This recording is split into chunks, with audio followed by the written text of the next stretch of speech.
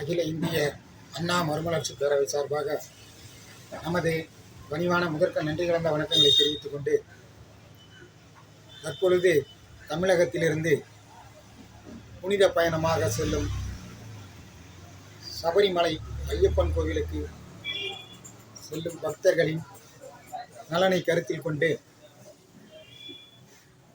ஒரு சில தகவல்களை தெரிவிக்க கடமைப்பட்டுள்ளோம். தற்பொழுது கடந்த டிசம்பர் மாதம் 19ஆம் தேதி அகில இந்திய அண்ணா மறுமலர்ச்சி பேரவை நிர்வாகிகள் சுமார் 10க்கும் மேற்பட்டோர் சபரிமலை புனித யாத்திரை பயணம் மேற்கொண்ட பொழுது அவர்கள் புலிமேட்டு பாதை வழியாக சென்ற அனுபவங்களை நம்மிடம் தொலைபேசி வாயிலாக தெரிவித்துள்ளார்கள். புலிமேட்டு பாதையில் செல்லும் தமிழக பக்தர்கள் அந்த பாதை மிகவும் சற்று கடினமாக உள்ளது.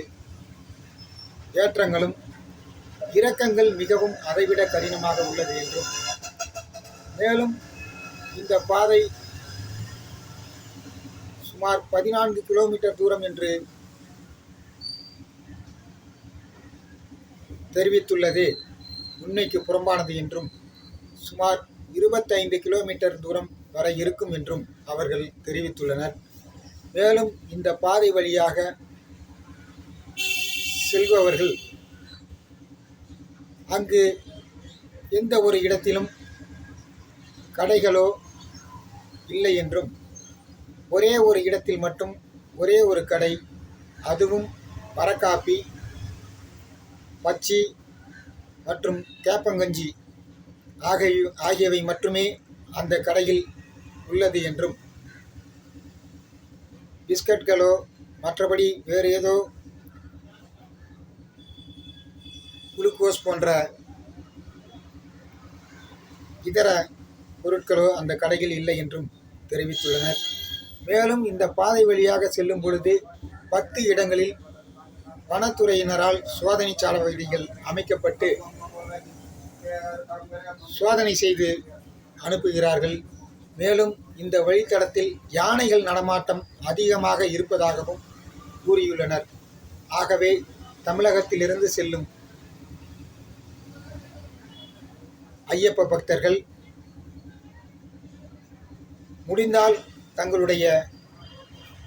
தங்களால் முடியும் என்றால், குறிப்பாக பெரியவர்கள் சிறுவர்களை அழைத்து செல்லும் ஐயப்ப பக்தர்கள் தங்களால் முடியும் என்றால் இந்த பாதை வழியாக செல்லவும், இல்லை என்றால் மாற்றுப்பாதையில் செல்ல வேண்டும் என்று பக்தர்களின் நலனை கருத்தில் கொண்டு அகில இந்திய அண்ணா மறுமலர்ச்சி பேரவை சார்பாக தெரிவித்துக் கொண்டு விடைபெறுகின்றோம்.